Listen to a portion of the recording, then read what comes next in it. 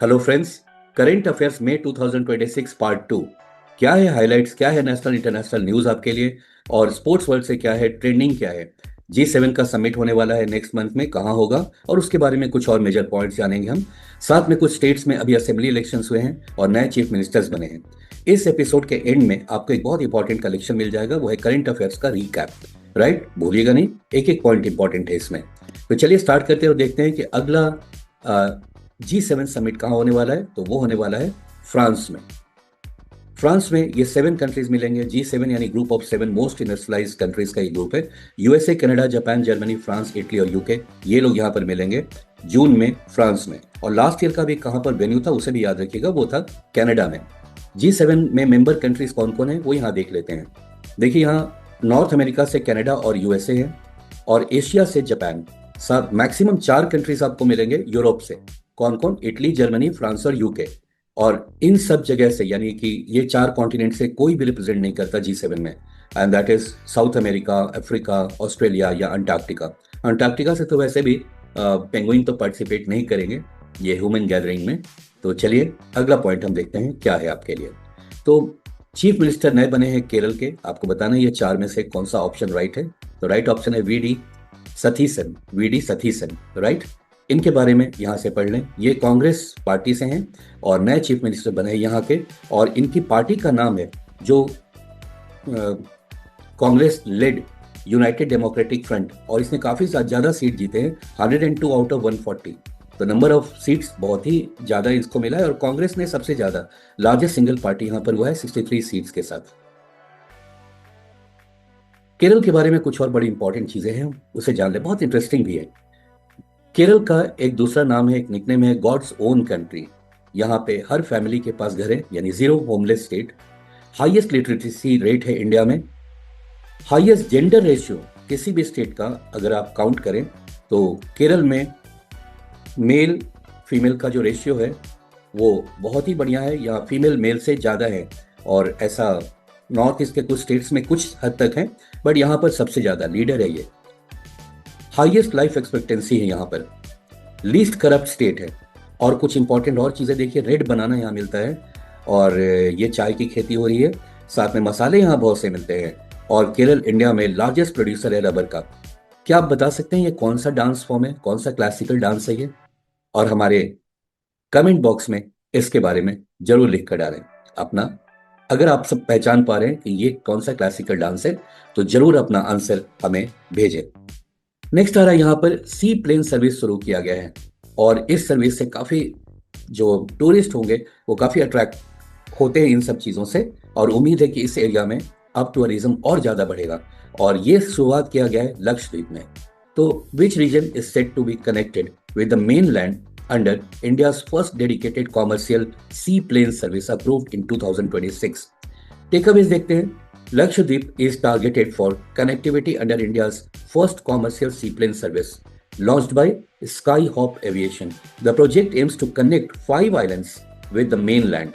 Okay, mainland India को, अब छोटे छोटे आइलैंड्स है यहाँ पर लक्षद्वीप में, तो वो आइलैंड से मेनलैंड पे आना, मेनलैंड से उन आइलैंड्स पे जाने के लिए ये सर्विस यहाँ पर प्रोवाइड किया गया है, जो बहुत उम्मीद है कि इससे टूरिस्ट काफी अट्रैक्ट होंगे।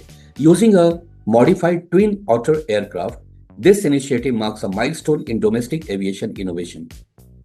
नेक्स्ट पॉइंट पर चलते हैं, और ये आ रहा है बेंगलुरु को लेकर के। Which city emerged as the world's fastest growing major city through 2035 in Savills Growth Hubs Index। और इसमें, इस इंडेक्स में भारत का जो बेंगलुरु है वो टॉप मोस्ट रैंक किया गया है। क्या है हाइलाइट्स इसके, क्या है टेकअवेज, देखते हैं। So Bengaluru secured the top position in Savills Growth Hub Index as the world's fastest growing major city through 2035 among 245 evaluated urban centers। आप इसे पॉज करके दूसरे पॉइंट्स भी बहुत इंपॉर्टेंट है, उसे जरूर पढ़ लीजिएगा। नेक्स्ट आता है यहाँ पर, which countries commission added the names of 33,000 missing Indian soldiers from World War I to a digital memorial in 2026। तो हाल में करीब 33,000 जो सोल्जर्स थे जो वर्ल्ड वॉर वन में मारे गए थे, उनका शहीद जो हुए थे, उनका कोई रिकॉर्ड नहीं था। अब जा करके एक कंट्री ने इन सारे मिसिंग इंडियन सोल्जर्स का एक रिकॉर्ड तैयार किया है डिजिटल फॉर्म में, और इसे रखा गया है। तो ऐसा करने वाला देश है United kingdom. The United kingdom, the Commonwealth war Graves commission headquartered there, undertook the initiative to add 33,000 missing Indian soldiers to a digital memorial. The update is linked to the Basra Memorial in Iraq and relates to casualties from Mesopotamia campaign during World War I. तो इसमें जो 33,000 Indian soldiers जो इसमें शहीद हुए थे उनका कोई रिकॉर्ड नहीं था, अब जाकर इनका रिकॉर्ड अब मेंटेन किया जा रहा है। नेक्स्ट आ रहा है यहाँ पर, बताइए वर्ल्ड एथलेटिक्स डे किस दिन ऑब्जर्व किया जाता है, किस दिन इसे मनाया जाता है, वर्ल्ड एथलेटिक्स डे। और राइट आंसर है इसका May 7। क्या है और क्यों है, इस दिन क्यों मनाया जाता है, उसे पूरा देख लेते हैं और साथ में हम याद कर लेंगे इसका जो थीम है इस साल का। So World Athletic Day is observed every year on May 7 to promote athletics and encourage young people to participate in sports and physical activities. In 2026, the theme of the observance is sports, building bridges, breaking barriers. It also highlights the role of sports in building healthier communities. तो sports से definitely health improve होता है और इस तरह का event करने से, ऐसा मनाने से लोगों में अवेयरनेस आता है कि स्पोर्ट्स भी बहुत ही ज़्यादा इम्पॉर्टेंट है आपके जीवन के लिए। फ्रेंड्स, अगर अभी तक आपने इसको सब्सक्राइब नहीं किया है तो कर लीजिए। हम हर कुछ दिन पे वीकली भी आपके लिए हाइलाइट्स, नेशनल इंटरनेशनल न्यूज़ लेकर आते हैं, स्पोर्ट्स वर्ल्ड से सारे पॉइंट्स आपके लिए देते हैं। ट्रेंडिंग क्या है एक ही जगह कलेक्शन में आपको मिल जाता है। ये तो अभी धूम मचा कर रखे हैं। ये साहब बिहार के 14 साल के ये क्रिकेटर, और अभी कल ही इन्होंने 93 रन ठोक डाले और जीत दिलाई राजस्थान रॉयल्स को। तो ऐसे इंपॉर्टेंट न्यूज़ भी आपको मिल जाएंगे।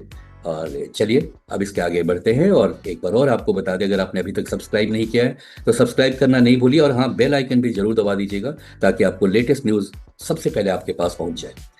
नेक्स्ट पॉइंट आ रहा है, which constitutional body declares assembly elections results in India. देखिए अभी हाल में असेंबली इलेक्शंस हुए हैं, इसलिए ये पॉइंट बहुत इंपॉर्टेंट है, इसे याद कर लीजिएगा। तो ये जो रिजल्ट्स डिक्लेयर करता है, ये डिक्लेयर करता है election commission of India. The election commission of India is an autonomous constitutional authority responsible for administering union and state election processes in India. The body administers elections to the Lok Sabha, Rajya Sabha, State Assembly in India and the offices of President and Vice President of the country. तो कौन से bodies का ये election conduct कराते हैं तो याद रखिएगा, इनके अंडर में ही, यानी कि ये हमारा इलेक्शन कमीशन के अंडर में ही ये जो इलेक्शंस होते हैं और किसके किसके होते हैं वो याद रखेंगे। लोकसभा का इलेक्शन, राज्यसभा का इलेक्शन, स्टेट लेजिस्लेटिव असेंबलीज का इलेक्शन और साथ में प्रेसिडेंट और वाइस प्रेसिडेंट का भी इलेक्शन इसी कॉन्स्टिट्यूशनल बॉडी के अंडर होता है। नेक्स्ट आ रहा है स्पोर्ट्स वर्ल्ड से, which city is scheduled to host the 22nd Commonwealth Table Tennis Championship in 2026 और राइट आंसर है इसका New Delhi. So 22nd Commonwealth Table Tennis Championship 2026 is scheduled to be held in New Delhi from July 27 to August 2nd, 2026. Players from more than 35 Commonwealth countries, including England, Australia, Canada, South Africa and Singapore, are expected to participate. India ऐसे major events को अपने देश में इसलिए करा रहा है क्योंकि अगला जो बिडिंग होगा ओलंपिक्स के लिए, इंडिया कोशिश करेगा ये बताने के लिए कि हमारे यहाँ इंफ्रास्ट्रक्चर, सिक्योरिटी सब कुछ है। इसलिए नेक्स्ट जो इलेक्शन ओलंपिक्स का वेन्यू होना चाहिए वो भारत को मिलना चाहिए। तो भारत बिड करने वाला है, इसलिए ये सारी चीज़ें उसको हेल्प करेंगी। नेक्स्ट पॉइंट होता है यहाँ पर कि देखिए यहाँ जो बिग कैट्स हैं उसकी फैमिली में कई हैं, चीता, शेर, बाघ, ऐसे कई हैं। तो इनका एक inaugural international big cat alliance summit हुआ है हाल में, जो जून में होने वाला है, जून में 2026 में। तो ये कहाँ होगा, तो ये होगा न्यू दिल्ली में, राइट। इंडिया इस समय काफ़ी समय से इनिशिएटिव लिया हुआ है और बाघों और शेरों की संख्या हमारे देश में काफ़ी बढ़ रही है। गिर फॉरेस्ट जो कि फेमस है एशियाटिक लायंस के लिए, वहाँ भी उनका नंबर काफ़ी ज़्यादा इंक्रीज किया है। तो ऐसे में इंडिया लीड कर रहा है इन सब बिग कैट्स को, कैसे उनको रखा जाए, कैसे उनके ब्रीडिंग हो ताकि वो उनका पॉपुलेशन और बढ़े। तो इंडिया में ये समिट होने वाला है, इनॉग्रल है, पहली बार होगा न्यू दिल्ली में ही। The inaugural International Big Cat Alliance (IBCA) summit will be hosted in New Delhi on 1st and 2nd of June. तो बस होने ही वाला है। The summit aims to bring together global wildlife conservation delegates to strengthen cooperation for the protection of big cat species. Theme इस बार क्या है वो भी देख लीजिए, Save Big Cats, Save Humanity save ecosystem. Bharat में जो प्रोजेक्ट टाइगर जो इनिशिएटिव लिया गया है, इसके तहत टाइगर का पॉपुलेशन, लायन का पॉपुलेशन ये काफ़ी ज़्यादा इंक्रीज किया है।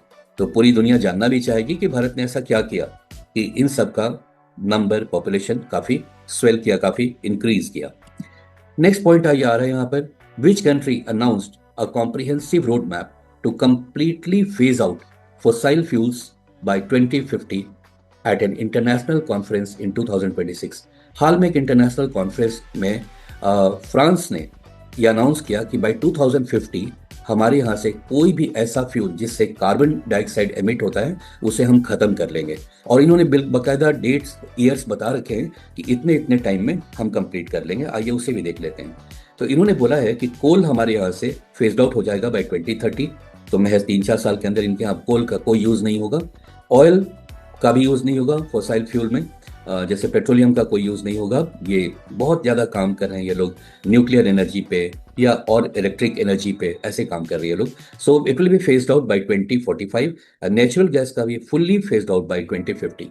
तो फ्रांस का एक बड़ा वादा है पूरी दुनिया को। अगर ये जीरो कार्बन एमिशन इनके कंट्री में होता है तो काफ़ी ज़्यादा लोगों को फायदा होगा। अब आता है यहाँ पे इंटरनेशनल डे ऑफ फैमिलीज। जी हाँ, फैमिली सबसे पहले आपके लिए आपका फैमिली होना चाहिए, उसके वेलबींग के लिए उसकी तरफ ध्यान देना चाहिए। इसीलिए एक दिन इंटरनेशनल डे ऑफ फैमिलीज मनाया जाता है और ये मनाया जाता है मई 15 को। So the International Day of Families is celebrated annually on May 15th, established by the United Nations in 1994. This observance aims to recognize the vital role that families play as the cornerstone of society. May 15th serves as a global reminder of the importance of nurturing and protecting the family unit. Next point यहाँ पर आ रहा है, in which city did Google lay the foundation for a 1.35 lakh crore, एक massive amount है ये। और किस चीज के लिए? तो ये आर्टिफिशियल इंटेलिजेंस हब बनाना चाहते हैं यहाँ पर। तो ये कहाँ बनाएंगे? ये 4 ऑप्शंस हैं आपके पास, सारे साउथ के ही हैं। तो राइट आंसर इसका Visakhapatnam. Visakhapatnam has been selected as the site for a massive artificial intelligence hub backed by 1.35 lakh crore investment. तो ये थे फ्रेंड्स सारे इंपॉर्टेंट पॉइंट्स में पार्ट 2 के 2026 पार्ट 2। तो आइए अब यहाँ पर देख लेते हैं करंट अफेयर्स का रिकैप। अगर कुछ मिसिंग है तो आप इसे मल्टीपल टाइम्स देखेंगे क्योंकि सारे मेजर पॉइंट्स हैं यहाँ पर। Next chief of defence staff कौन बने हैं? तो राजा सुब्रमणी बने हैं। वेस्ट बंगाल के नए सीएम बने हैं शुभेंदु अधिकारी, ये रहे Suvendu Adhikari ji. The new CM of Tamil Nadu, ये रहे विजय। और चीफ मिनिस्टर बिहार के ये सम्राट चौधरी बने हैं। The state that has declared India's first paperless judiciary state, और यह है सिक्किम। नेक्स्ट G7 समिट होने वाला है फ्रांस में। ब्रांड एम्बेसडर ऑफ सेंसस 2027 का तो ब्रांड एम्बेसडर है सुदर्शन पटनायक। ये सैंड से लेटेस्ट कुछ भी होता है दुनिया में, इसे सैंड से वो बनाते हैं, उसकी आकृति बनाते हैं। बहुत पॉपुलर है, बहुत सारे अवार्ड्स जीत चुके हैं, साथ में इंडिया के भी काफ़ी सारे अवार्ड्स इनको मिल रखा है। नेक्स्ट आ रहा है पद्मश्री के ये विनर है, पद्मश्री अवार्ड से इनको नवाजा गया था कुछ समय पहले। Now 2 countries which were added to the FATF grey list, और यह है Kuwait and Papua New Guinea. अगर डिटेल जानना चाहते हैं तो हमारा अप्रैल के कुछ एपिसोड्स देखेंगे, वहां पर ये सारी चीज़ों का और डिटेल में भी आपको मिल जाएगा। ये जस्ट एक रिकैप है आपके लिए। फीफा वर्ल्ड कप 2026 वेन्यू है कनाडा, मैक्सिको एंड यूएसए, यानी नॉर्थ अमेरिका के सारे major countries. Winner Australian Open Grand Slam tennis and men के लिए नोवाक जोकोविक, और विमेन सेक्शन में जीती हैं एलिना रैबिकिन। मुस्तफा खमेनेई बने हैं सुप्रीम लीडर, ईरान के नए सुप्रीम लीडर हैं। और एशियन गेम्स 2026 होने वाला है नागोया जापान में। G7 समिट एक बार और यहाँ पर आपको काफी इंपॉर्टेंट लग रहा है ये। फ्रांस याद रखिएगा, new PM of Nepal Balen Shah साहब ये तो कारनामा ही किए जा रहे हैं, काफी पॉपुलर होते जा रहे हैं ये। ऑथर ऑफ द बुक 12 साल मेरी मेस्ड अप लव स्टोरी, और इसके राइटर हैं चेतन भगत। वैसे भी पहचान लीजिएगा, कोई भी टाइटल हो नॉवेल का, अगर उसके पहले कोई डिजीट है तो चांसेस आर कि चेतन भगत का ही होगा। हाफ गर्लफ्रेंड, 2 स्टेट्स, ऐसे कोई डिजीट दे करके इनके नॉवेल का नाम होता है, इनका सिग्नेचर स्टाइल है। नोबेल पीस प्राइज 2025 का जीता है वेनेजुएलन है ये, मारिया कोरिना मैकेडो। तो फ्रेंड्स ये सारे पॉइंट्स आपके लिए बेहद इंपॉर्टेंट है, एकदम सटीक इंपॉर्टेंट पॉइंट्स आपका यहाँ पर मिल जा रहा है। Thank you so much for watching. But उसके पहले एक चीज़ याद रखिएगा, अगर सब्सक्राइब नहीं किए हैं तो तुरंत सब्सक्राइब कर ले और बेल आइकन दबाना बिल्कुल नहीं भूलें। Thank you so much for watching.